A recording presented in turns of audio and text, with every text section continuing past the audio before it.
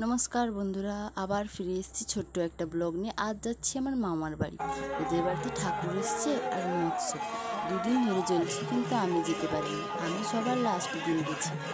Last দিনকে দেখে এখনও নাম গান সরেনি, এর জন্য আমি একটু ঘোরাঘুরি করে দেখছিলাম। দেখে এইসব দেখ তোমরা কেমন আছো আমাকে কিন্তু কমেন্টে জানিও। আমি কিন্তু গরমের মধ্যে একটুও ভালো নেই। তারপরে এইসব দেখে সবাই মিলে মামা মামিদের সঙ্গে একটু খাওয়া দাওয়া করে নিলাম। টিফিন করে একটু ছোটো মামাদের বাড়িতে ঘুমিয়ে পড়েছিলাম। তারপরে উঠিয়ে দেখি বাতাসা হুল্লোড় আরম্ভ হয়ে গেছে। তারপর আমিও গেলাম, একটু বাতাসাও করে নিলাম আর একটু ভিডিওও বানিয়ে নিলাম। তারপরে তো সবার মধ্যে এত আনন্দ করতে করতে আর ভিডিওই করতে আমার মনে নেই। তারপরে আর কি করব, বিকেলবেলা ছোট্ট ছোট্ট বোনেদের নিয়ে একটু ঘুরে এলাম। আর এটা হচ্ছে তার পরের দিন রেডি হয়ে গেছি, আবারও ছিল গ্রামের মহোৎসব গ্রামের মাঠে।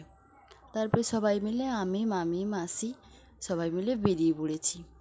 যেতেই গেলাম, তারপরে দেখি ওখানে ইনি হলেন রাধা।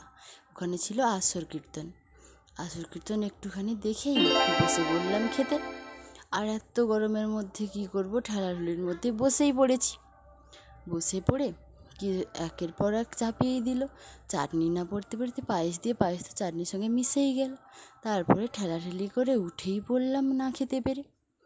আর মাথা তো এত গরমে ভাই নিয়ে এসেছিলো আইসক্রিম খেয়ে মাথাটা ঠান্ডা করে বানিয়ে নিলাম বোনের সঙ্গে কিছু রিলসটা বানানো হয়ে যাতে মামি বলল ভাগ্নি ঘুরে আসছিল ওখান থেকে কী হচ্ছে।